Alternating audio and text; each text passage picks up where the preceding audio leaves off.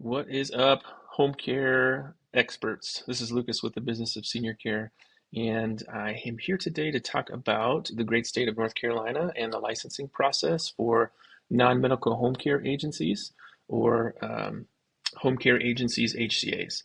Home health is different.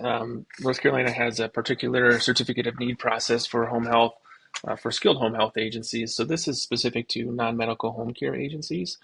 North Carolina, I would probably put in the top four, 3 to 4 in terms of complexity for states with non-medical home care licensing. Um, there are a lot of moving parts with North Carolina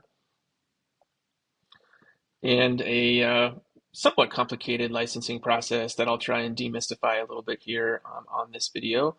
This visual on here just provides an overview of kind of some of the specifics for North Carolina.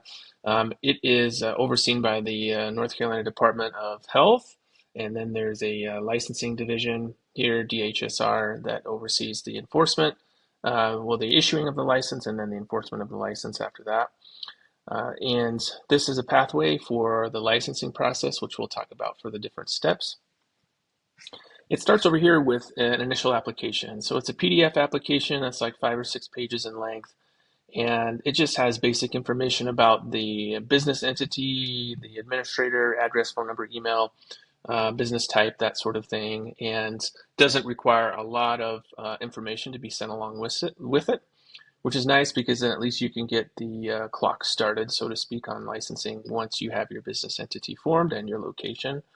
So you get that sent in to the department, and then after that, once it's received, the department sends you a long checklist where you have 12 months as an agency to get all the information and documentation into the department. So I'm going to flip over to this checklist right here.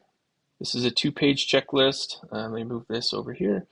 2-page checklist called Home Care Initial Survey Checklist. And so what this is, it says here at the top, is that all these documents listed below need to be submitted and approved within 12 months from receipt of that initial 5 to 6 page application, and then it will be reviewed.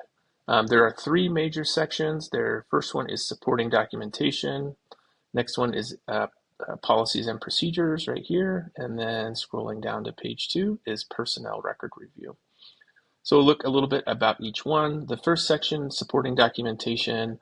If the owner has not operated a home care agency before, then is required to take a course from an approved provider in North Carolina and then upload the certificate. And then we need things like the org chart, a lease agreement, articles of incorporation, and then putting together a projected budget for year 1 of the agency. So all that would be put together in the first section for supporting documentation. Next is a couple sets of policies. So these are all specific policies following North Carolina regulations. And first set is administrative policies, things like the scope of services, emergency preparedness, service area, all of those, job descriptions, everything needs to be put together there. Next is client care policies, rights and responsibilities, acceptance into care, no smoking, all these types of policies for client care need to be put together. And then last is personnel policies, training, orientation, background check, that sort of thing. And then last is the personnel record review. So here the agency needs to make some decisions in terms of which personnel that they want on board to start.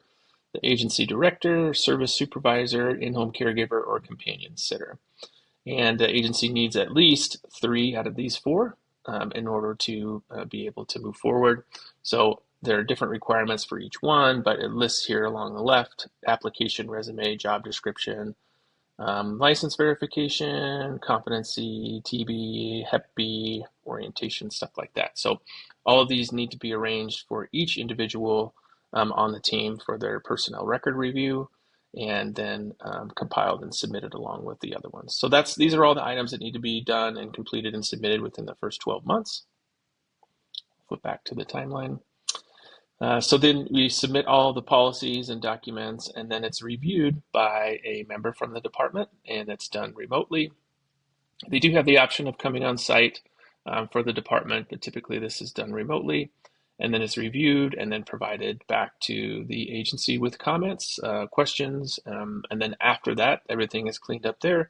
Then the actual license is issued to the agency, and then they're off and running and able to operate. A couple of specifics here that the application and initial application needs to be sent in via mail.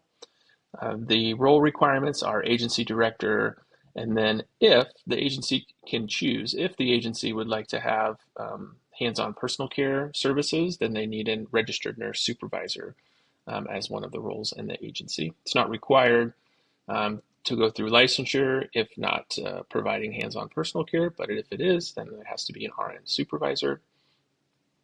The process on here, it can vary. It can vary based on the workload for the department and how quickly you can get the documents in there. Again, you have up to 12 months to submit everything, but can get it down to just a few months if everything is arranged and timely and submitted and reviewed properly. These are the lists of services that can be completed under the license type. It includes companion hands-on personal care and other in-home aid care services. Additional requirements, some of these we talked about, $510 application fee, that's subject to change. And then taking a course from an approved training company and the lengthy number of policies and procedures. So that's the process for getting through the North Carolina licensure.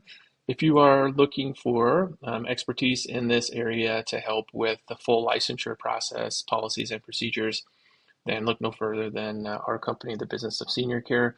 This is, again, like I would say, top 3 to 4 states in the nation in terms of complexity and the level of detail and particularness, that's a word, for the Department of Health's review of these documents, making sure that they're the right documents, they have the right verbiage, they're arranged in the right order.